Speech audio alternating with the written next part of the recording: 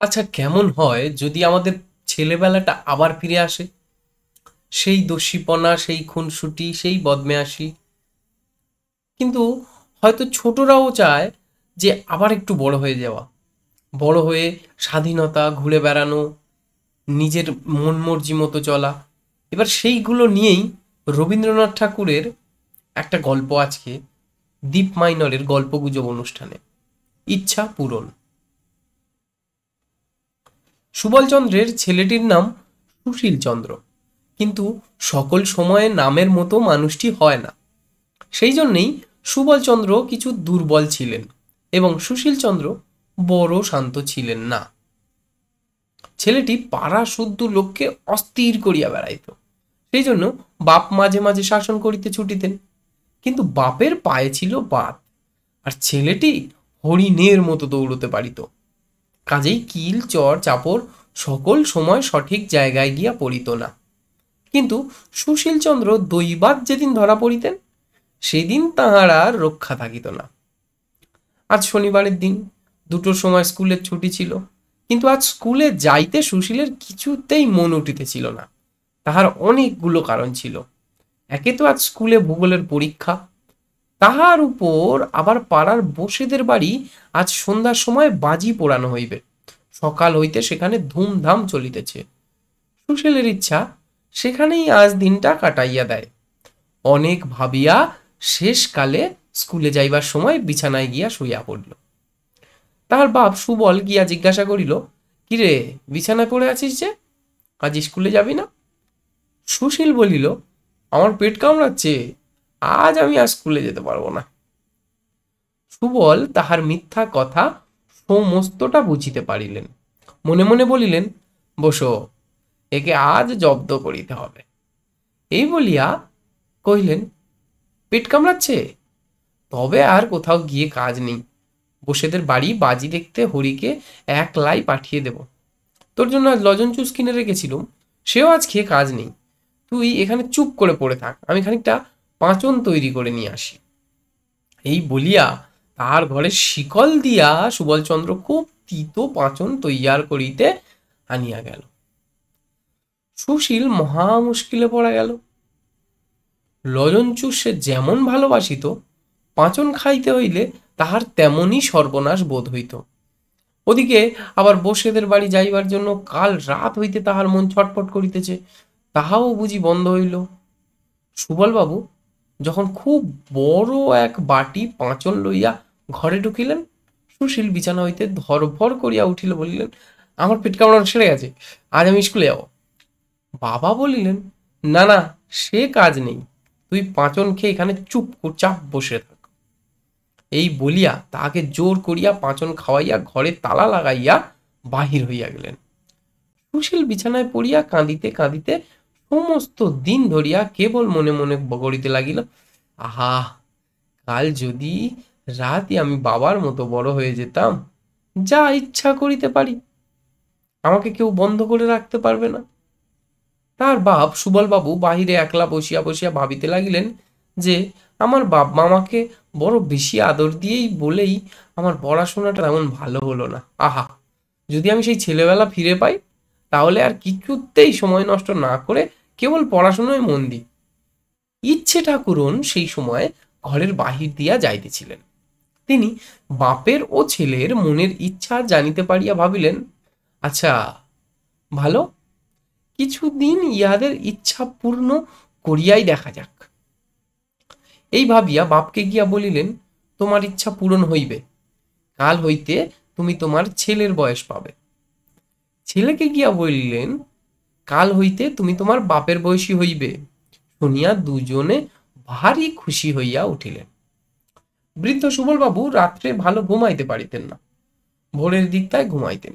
কিন্তু আজ তাহার কি হইল, খুব ভোরে উঠিয়া একেবারে লাফ দিয়া বিছানা হইতে নামিতে পড়িলেন। দেখিলেন খুব ছোট হইয়া গিয়াছেন, দাঁত পড়া সবগুলি উঠে গেছে, মুখের গোঁপদারি সমস্তটা কোথায় চলে গেছে, তাহার আর চিহ্ন মাত্রই নাই। রাত্রে যে ধুতি এবং জামা পরিয়া শুইয়াছিলেন, সকালবেলা তাহা এত ঢিলা হইয়া গেছে যে হাতের দুই আস্তিনটি প্রায় মাটি পর্যন্ত ঝুলিয়া গিয়ে পড়িয়াছে। জামার গলা বুক পর্যন্ত নামিয়া গেছে। ধুতির কোঁচাটা এতটাই লুটাইতেছে যে পা ফেলিয়া চলাই দেয়। আমাদের সুশীল চন্দ্র অন্যদিন ভোরে উঠিয়া চারিদিকে দৌরাত্ম করিয়া বেড়ান, কিন্তু আজ তাহার ঘুম আর ভাঙে না। যখন তাহার বাপ সুবলচন্দ্রের চেঁচামেচিতে সে জাগিয়া উঠিল, তখন দেখিল কাপড় চোপড়গুলো গায়ে এমনি আটিয়া গেছে যে ছিঁড়িয়া ফাটিয়া কুটি কুটি হইবার জো হইয়াছে। সমস্তটা শরীর বাড়িয়া উঠিয়াছে। কাঁচা পাখা গোঁফে দাড়িতে অর্ধেক মুখ দেখাই যায় না। মাথায় এক মাথা চুল ছিল, হাত দিয়া দেখে সামনে চুল নাই, পরিষ্কার টাক তকতক করিতেছে। আজ সকালে সুশীলচন্দ্র বিছানা ছাড়িয়া উঠিতেই চায় না। অনেকবার তুড়ি দিয়া উচ্চস্বরে হাই তুলিল, অনেকবার এপাশ ওপাশ করিল। শেষকালে বাপ সুবলচন্দ্রের গোলমালে ভারী বিরক্ত হইয়া উঠিয়া পড়িল। দুইজনের মনের ইচ্ছা পূর্ণ হইল বটে, কিন্তু ভারী মুশকিল বাঁধিয়া গেল। আগেই বলিয়াছি, সুশীলচন্দ্র মনে করিত যে সে যদি তাহার বাবা সুবলচন্দ্রের মতো বড় এবং স্বাধীন হয়, তবে যেমন ইচ্ছা গাছে চড়িয়া জলে দাম দিয়া কাঁচা আম খাইয়া পাখির বাচ্চা পাড়িয়া দেশময় ঘুরিয়া বেড়াইবে, যখন ইচ্ছা ঘরে আসিয়া যাহা ইচ্ছা তাহাই খাইবে, কেহ বারণ করিবার থাকিবে না। কিন্তু আশ্চর্য এই, সেদিন সকালে উঠিয়া তাহার গাছে চড়িতে ইচ্ছাই হইল না। পানা পুকুরটা দেখিয়া তাহার মনে মনে হইল, ইহাতে ঝাঁপ দিলেই আমার কাঁপুনি দিয়া জ্বর আসিবে। চুপচাপ করিয়া দাওয়ায় একটা মাদুর পাতিয়া বসিয়া বসিয়া ভাবিতে লাগিল। একবার মনে হইল খেলাধুলা একেবারে ছাড়িয়া দেওয়াটা ভালো নয়, একবার চেষ্টা করিয়াই দেখা যাক। এই ভাবিয়া কাছে একটা আমড়া গাছ ছিল, সেটাতেই উঠিবার জন্য অনেক রকম চেষ্টা করিল। কাল যে গাছটাতে কাঠ বিড়ালির মতো তরতর করিয়া চড়িতে পারিত, আজ বুড়া শরীর লইয়া সে গাছে কিছুতেই উঠিতে পারিল না। নিচেকার একটা কচি ডাল ধরিবা মাত্র সেটা তাহার শরীরের ভারে ভাঙিয়া গেল এবং বুড়া সুশীল ধপ করিয়া মাটিতে পড়িয়া গেল। কাছে রাস্তা দিয়া লোক চলিতেছিল, তাহারা বুড়োকে ছেলে মানুষের মতো গাছের চড়িতে ও পড়িতে দেখিয়া হাসিয়া অস্থির হয়ে গেল। সুশীলচন্দ্র লজ্জায় মুখ নিচু করিয়া আবার সেই দাওয়ায় মাদুরে আসিয়া বসিল। চাকরকে করিল, ওলে বাজার থেকে 1 টাকার লজন চুস কিনে আন। লজন চুসের প্রতি সুশীলচন্দ্রের বড় লোভ ছিল। স্কুলের ধারে দোকান থেকে সে নানা রঙের লজন চুস সাজানো দেখিত। 2-4 পয়সা যাহা পাত তাহাতেই লজন চুস কিনিয়া খাইত। মনে করিত যখন বাবার মতো টাকা হইবে তখন কেবল পকেটে ভরিয়া লজন চুস কিনিবে এবং খাইবে। আজ চাকর 1 টাকায় 1 রাস লজন চুস কিনিয়া আনিয়া দিল।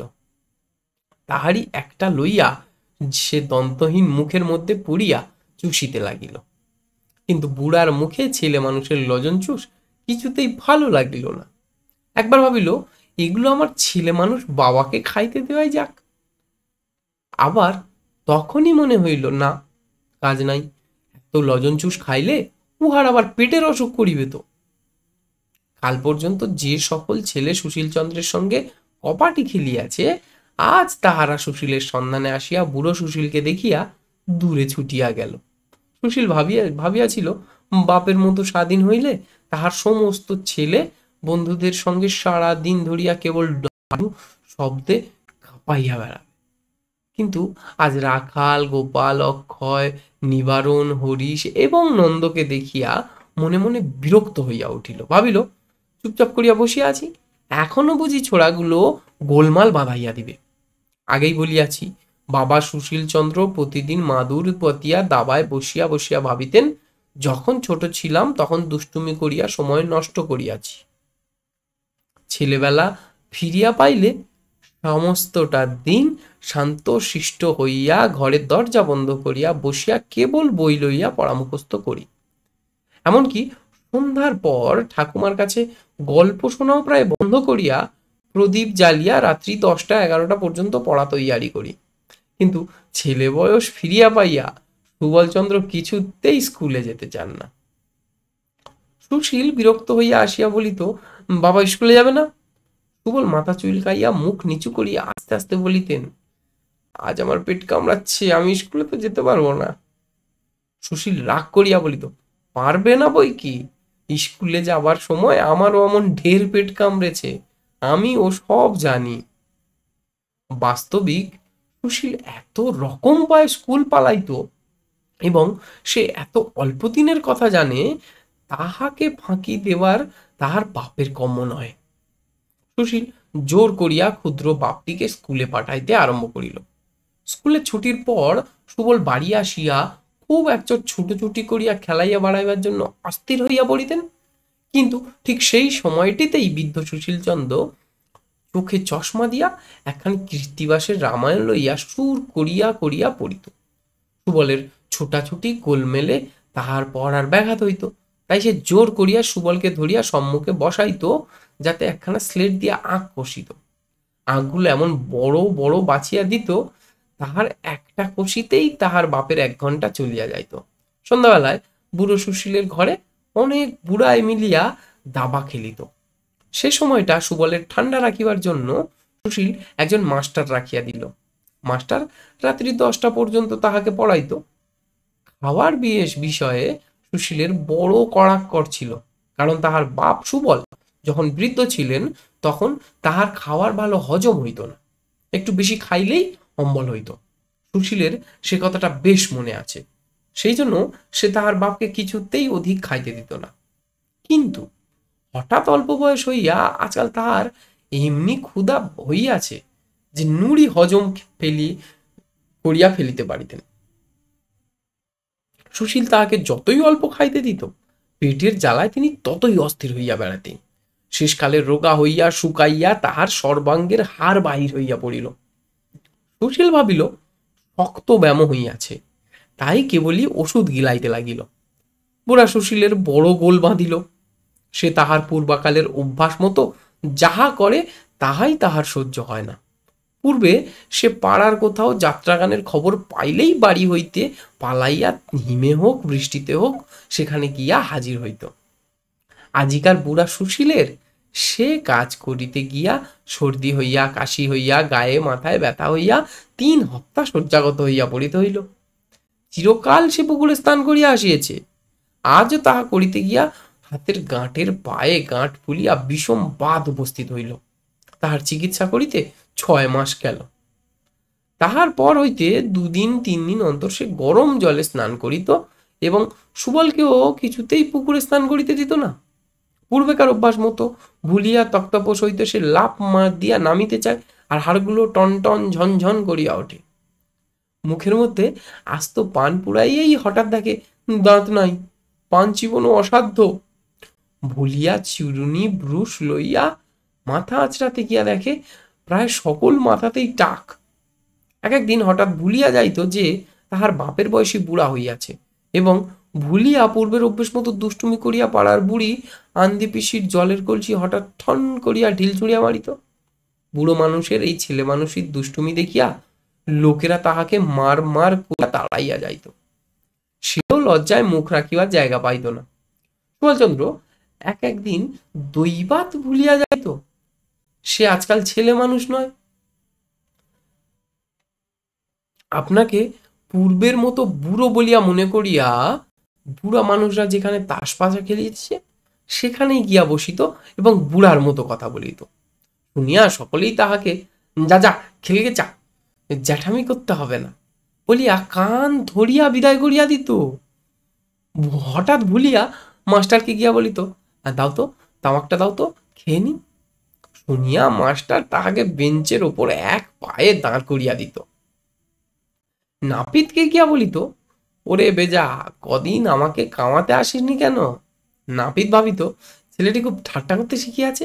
সে উত্তর দিত, 8 বছর 10 পরে আসবো। আবার একদিন তাহার পূর্বের অভ্যাস মতো তাহার ছেলে সুশীলকা গিয়ে মারিত।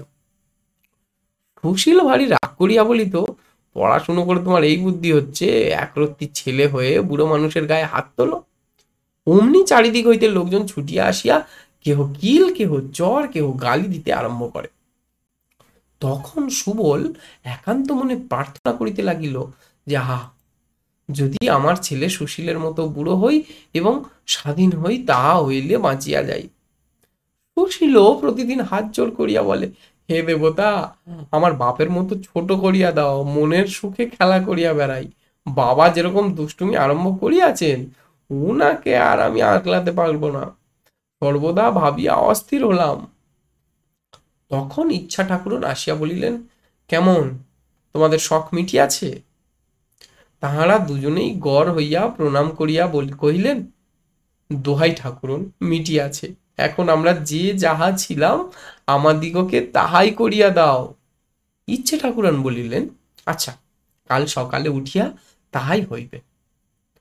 পরদিন সকালে সুবল পূর্বের মতো বুড়ো হইয়া এবং সুশীল ছেলে হইয়া জাগিয়া উঠিলেন।